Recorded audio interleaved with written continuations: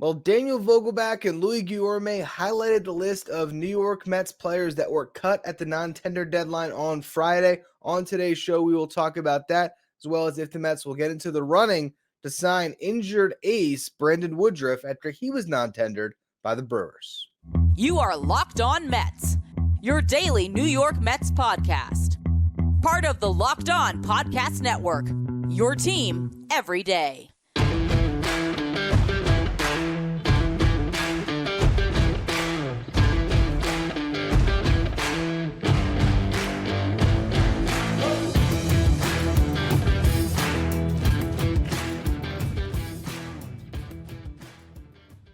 Hello to all you amazing Mets fans. You're watching Locked On Mets, part of the Locked On Podcast Network, your team every day. I'm your host, Ryan Finkelstein. If you want to find any of my work, follow me on X at Finkelstein Ryan. You also find some of my writing at justbaseball.com, where I work as the managing editor. Today's episode is brought to you by FanDuel. Make every moment more. Right now, new customers get $150 in bonus bets with any winning $5 money line bet. That's $150 if your team wins. Visit FanDuel.com/lockedon to get started. The non-tender deadline has come and passed, and the Mets cut 5 players. The first one was the one that was broken first. Mike Puma got the story, got the scoop on everyone about an hour, I guess, maybe before the rest of the cuts were announced. Daniel Vogelbach will not be back with the Mets next season. And we all rejoiced because while Vogie had his moments where Mets fans fell in love with him, it went the other way pretty bad in 2023. You just don't want to see Vogelbach taking at bats away from Mark Vientos. And it's not just Mark Vientos, but just with Vientos, with Mauricio, looking at the roster for next season, Vogelbach does not give you enough where it justifies not giving those opportunity to the younger players. And if you don't want those guys to be in the lineup, or if those guys don't prove enough to be in the lineup, you want a better bat than Vogelbach taking those opportunities. You want a player that can field a position. Just make your roster more flexible. David Stearns, non-tender Daniel Vogelbach once, just did it again. So that was the no-brainer. I'm glad that the Mets actually followed through with it. The other 4, Louis Guillorme, Jeff Brigham, Sam Coonrod, Trevor Gott. We'll talk about the relievers first because I want to spend some more time on Guillorme. This is pretty much what I forecast on yesterday's show. When I went through it, I said Drew Smith was going to be safe. That happened. Apparently the Mets maybe try to trade him today. That could still happen at some point this offseason. They did not think that Drew Smith was wasted goods enough that they would just cut him for nothing. They are tendering him. They're going to give him a contract. He'll probably be part of the Mets bullpen, or he might be moved later this offseason, but not going to get rid of him. Jeff Brigham, I wasn't sure if he had an option. That was my big confusion. I don't know if he did or didn't. We won't know. He's gone. I was a little bit torn on what they would do with that, but doesn't surprise me that ultimately after the season he had, the Mets chose to go in a different direction there. Sam Coonrod, I thought was going to get non-tendered. Trevor Gott, I thought was going to get non-tendered. Both of those ended up happening as well. So, again, no real surprises. The one that I was the least sure of was Guillorme. And if you listen back to this show, when I first talked about arbitration-eligible players, which was right after the end of the season, I sort of started to come to terms with it. Remember, if you've been listening to the show for a long time, I have always been the guy that was banging down on the desk. Give this guy more playing time. Play Guillorme over J.D. Davis. That was like the topic on the show for a year. That constant, push and pull. Do you go with the bat? Do you go with the glove? And I always leaned glove because I felt like Guillorme, even if he's never going to give you power, he gave you good at bats. That's the way I digested Louis Guillorme baseball across his Mets tenure. I just feel like he's a good ball player.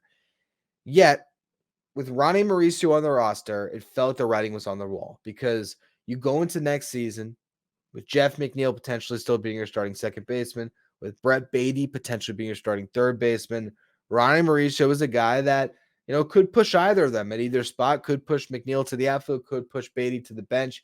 But regardless, He gives you a backup shortstop on the roster. That was one of the big functions that Guillorme, provided this roster. He gives you coverage at second and third, and he's got this immense upside. And so, again, dating all the way back to early this offseason, I started to sort of kick the can around on the idea that Guillorme wouldn't be here. And on yesterday's show, I think I called it 50-50. I didn't know, but then I mentioned Zach Short and the fact that the Mets picked up Zach Short, a pre-ARB player who, gives you maybe a little more versatility, maybe a little more pop. Not as good of a player as Guillorme, but just gave you an option to be able to do this. To me, as much as this is, a moment where the Mets are decided to move on from a player that didn't perform well, I also really do think that part of this lies in doing Guillorme a solid. And you never know how those communications are happening behind the scenes. I'm not saying Guillorme was ever a bad teammate or was ever someone that was ruffling feathers or complaining frequently about playing time. But I do wonder if the message was maybe brought out there that this was a guy that, wants more of an opportunity, wants a chance to be able to play, on a more frequent basis. I just think that this is not entirely just, this guy's not good enough to roster. I think there's a lot of things that went into the decision. It's the presence of Mauricio, limiting how much Guillorme could function on your team, limiting what that role would be. And then it's when you have, that information present, with you're armed with that thinking about how your team's going to be constructed in 2024, and you realize that, you could keep him and hold on to him as an insurance plan, or you can do him a solid, a guy that came up in your organization, who has, worked all the way through your system, who was a big part of a team that won a lot of games in 2022. You could send him on his way now and give him a chance. It was very similar to Dom Smith last year. Dom Smith also non-tendered again, by the way, by the Nationals. Who knows? Maybe Guillorme is going to take his roster spot in Washington. And I think he would play maybe every day at second base in Washington. I think he'd actually do really well.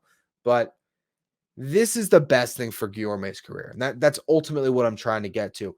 I with justbaseball.com, as the managing editor, I'm assigning a ton of stories right now on free agency. We're covering this free agent class in so many different angles. The underrated free agents at each position, the top infielders, the top outfielders. Last year we did breakdowns at each position for top shortstops, top second basemen. This year we couldn't do that because there's not enough talent to make a list at each position. Guillorme is going to fall right into that list of the underrated free agents who teams are going to look at and say, well, he's going to give us a glove. We can play at 3 different infield spots. It should be really plus if he's your starting second baseman, and a guy that throughout his career hasn't struck out a lot, He has not been set down on strikes a lot. Who walks a good amount, who gets on base, who's going to see a lot of pitches when he's up there. I think he'll do well somewhere else. So this is my goodbye to Guillorme. I'll miss him on the Mets, but I really am looking forward, honestly, to seeing him get an opportunity somewhere else. As someone, again, who's pulled for him for a long time, guy who played baseball with a lot of, friends that I have, similar ages. We Guillorme's, I think it might be a little bit older than me. Maybe I'm a little older. I'm not even sure.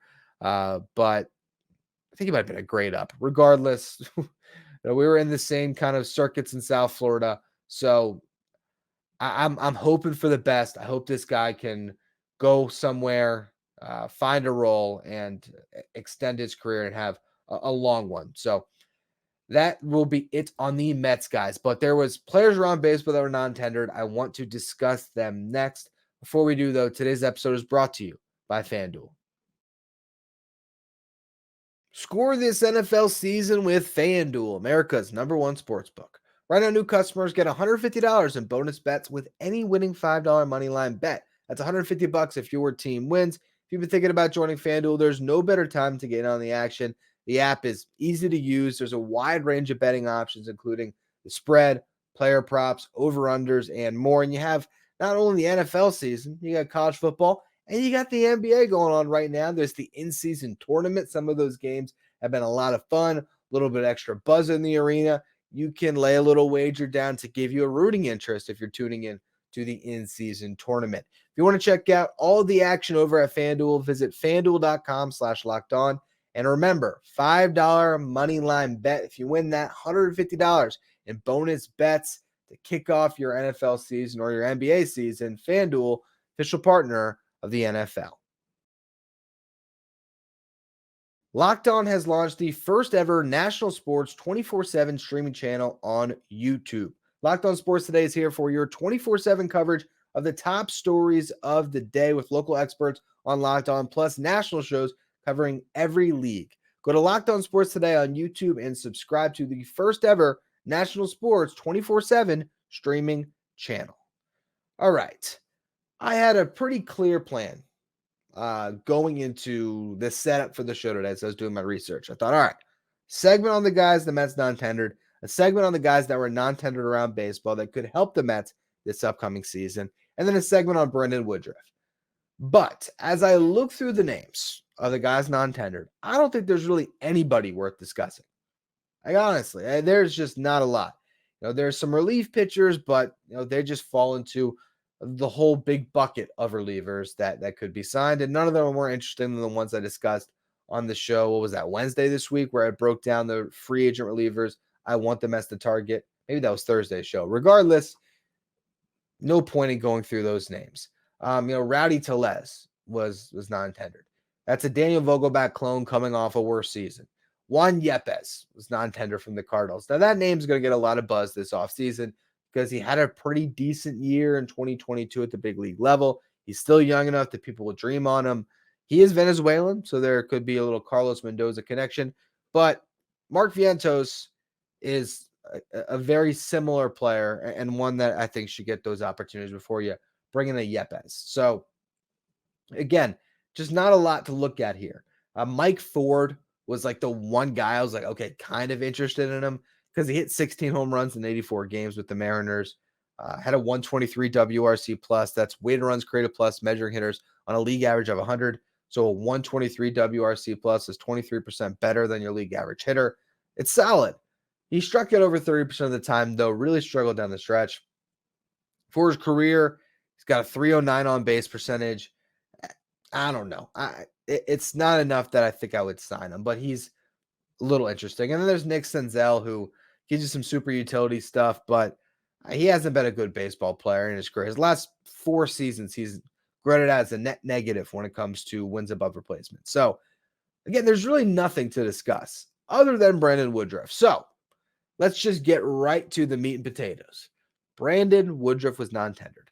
This is an ace. Problem, he's not pitching this year. But still, with that said, this presents an intriguing opportunity for 29 teams in baseball. And the one team that's not going to be in the mix is the one that he just got non-tendered from, the Brewers, who I don't know if they came to him and said, hey, let's work out a 2-year deal where you will stay with us in 2025. If he was approachable on that, I don't know if those conversations were had. But they tried to trade him today. They couldn't find a suitor because everyone called the Brewers bluff. This guy was set to make north of 10 million, 11 million maybe. In arbitration, I think that was the number that MLB Trade Rumors projected him to make. Why are the Brewers going to pay him to sit on the bench? That particular franchise. If it was the Mets, they would have kept him. They would have hoped that maybe he'd come back at the end of the season, and then they would have given him a qualifying offer and basically paid for a draft pick. Or they would have been creative and said, listen, you're hurt. Let's come to terms on this. Let's get a contract where we'll keep you for 2025. You can rebuild your value with us. You can rehab with us. Stay home. The Brewers didn't want any part of that. It's the same franchise that could have kept Mark Canha at a reasonable number, $11.5 million.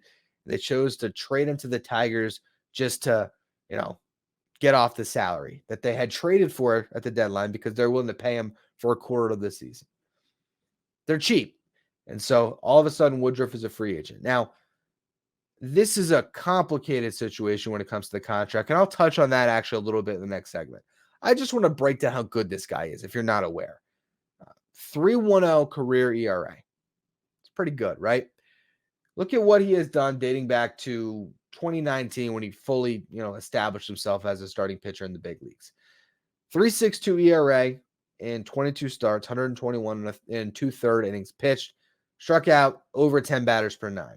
2020, 13 starts, 73 and 2/3 innings pitched. Just a lot of innings in that particular season.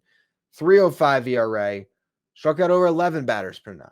2021, probably his best season, 2.56 ERA, came 2 outs away from 180 innings, made 30 starts, over 10 strikeouts per nine. Great year, 4.7 F4. Really, really good starting pitcher. 2022, 3.05 ERA, 153 and a third innings pitched, made 27 starts, struck out over 11 batters per nine. This past season, 2023, was only healthy enough to make 11 starts, went 5-1 in those starts, 67 innings pitched, 2.28 ERA, 9.94 strikeouts per nine. He is a pitcher that I would love to see atop the Mets rotation in 2025, along with Yoshinobu Yamamoto and Kodai Senga. That would be a great trio, and you could set that up this offseason by signing him now. David Stearns watched his entire career play out. Okay, every single pitch of his major league career, David Stearns was with the Brewers to witness it.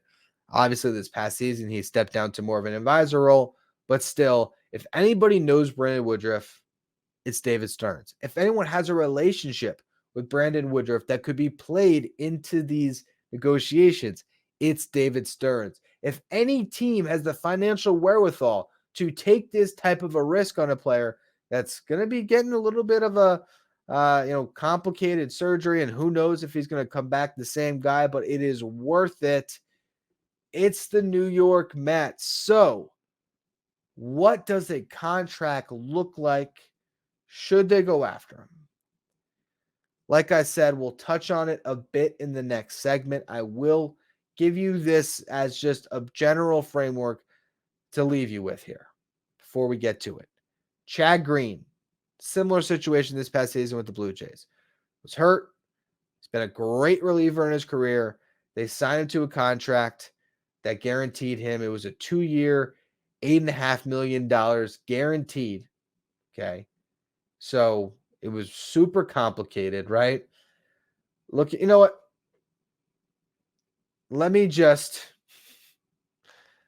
I'll get to it. I'm looking through it on Spot Track right now, and I honestly need to digest it because I thought it was simple. And it was even more complicated than I imagined. And trust me, Brandon Woodruff contract will be even more nuts. So we'll get to that contract next and what it might look like for Woodruff.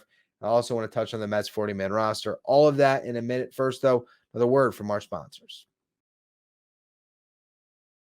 Now that we're past the non-tender deadline, we are fully in hot stove season. If you don't want to miss on any update as the Mets make a move or a big rumor is flying, make sure you become a Locked On Mets insider. This is a texting service where I can send you updates on the team. You could also text me one-on-one, ask me any questions you have, and I am always there to respond and answer them. If you want to join and be a Locked On Mets insider, find a link in the episode description or go to subtext.com/LockedOnMets.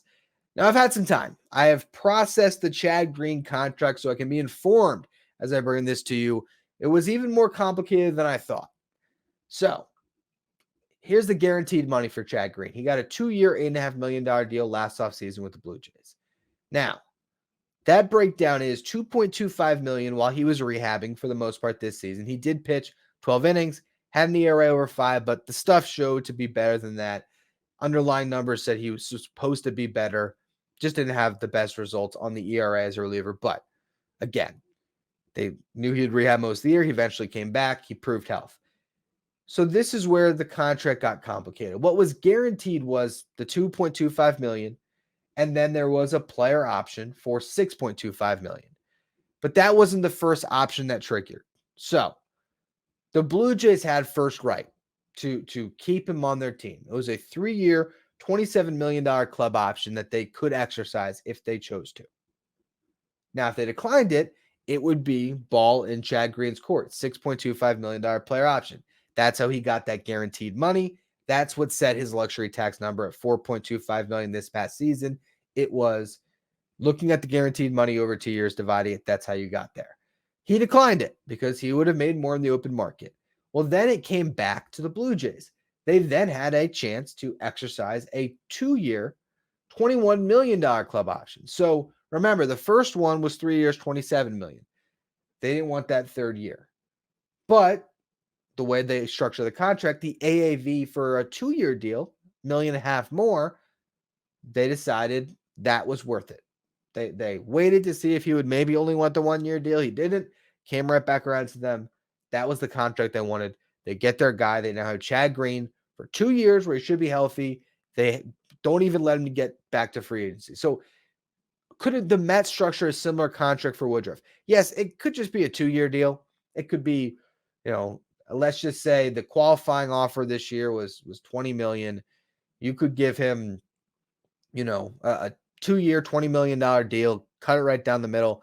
And, maybe he takes it because he's going to be rehabbing this year anyway. So, hey, why not? Why not make a good amount of money while you're rehabbing like he was going to, and then play with the Mets the following year and prove yourself with maybe incentives that could bump up that contract based on innings pitched or, Cy Young finishes, all that stuff. Like, yes, there's a way to do that. But I do think the Chad Green model is just the most interesting because it's a very similar comp to this situation. So getting back to it, it was a 3-year club option. It'd be interesting if the Mets could have a similar opportunity, right?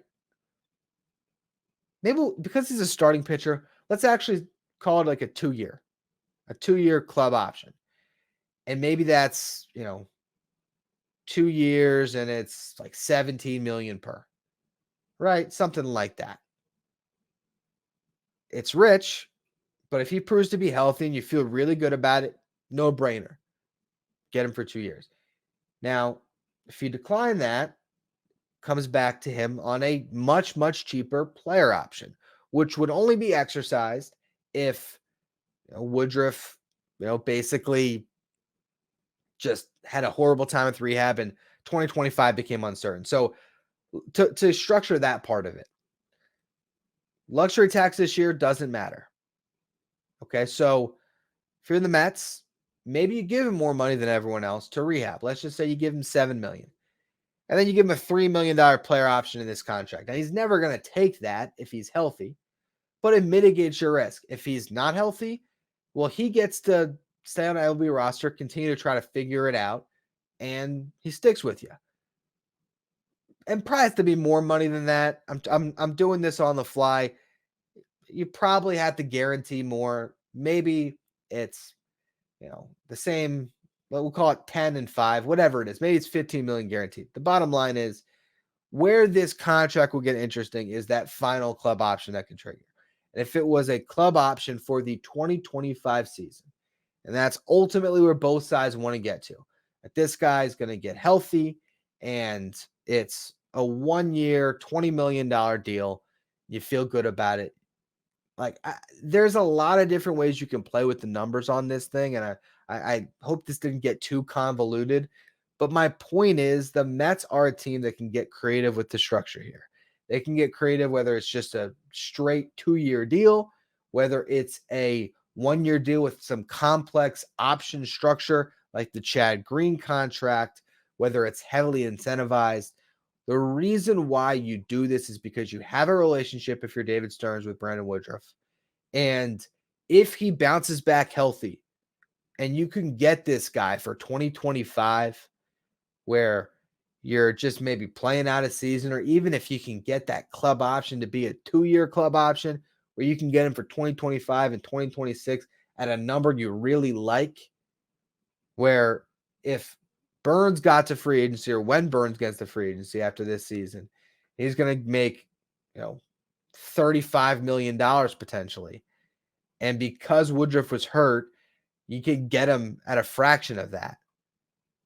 It's a really interesting opportunity that the Mets in particular are uniquely suited to pursue. So anyway, that's enough on Woodruff. Who knows? This might be something that continues to circulate, and maybe there's future shows on this as well. I wanted to take some time, though, to look at the 40-man roster now because, again, non-tender deadline today. 5 guys were cut. So where are the New York Mets at with this roster? Okay. So they're sitting at 27 players. Now, I should commend DJ Stewart. He got a guaranteed MLB deal. He's got diaper money for years. He's on fire. Go ahead, make another kid, DJ. You earned it. He's going to make $1.38 million. He already signed the contract. They put that $1 million in front of him, and he signed it. It was a little more than $100,000 less than his projected $1.5 million. Didn't care. Give me the guaranteed roster spot. Give me the guaranteed cash. So he's set in stone. You look at the roster now. Kodai Senga, Jose Quintana, David Peterson, Tyler McGill, Joe Lucchesi, Jose Butto. Those are your 6 starting pitchers on the 40-man roster. David Peterson will be out for the first half of the season. Bullpen, Edwin Diaz, Brooks Raley, Drew Smith, Phil Bickford, Reed Garrett, Grant Hartwig, Josh Walker. 7 relievers. Hartwig and Walker, full optionality to basically be in Syracuse. So more like 5 that are sort of in your big league bullpen. Garrett still has an option. Bickford does not. I would hope that the Mets maybe try to get better relievers to replace those type of guys, but that's where you're sitting in the bullpen. Alvarez, Narvaez are your catchers. Pete Alonso, Francisco Lindor, Jeff McNeil, Brett Beatty, Ronnie Mauricio, Mark Vientos, Zach Short, and Luis Angel Acuna are your infielders. So you got 8 infielders. Zach Short, I think, is more of a placeholder, but maybe he sticks around and competes for a job in spring training, who we will see. Outfielders, Starling Marte, Brandon Nimmo, DJ Stewart, Alex Ramirez.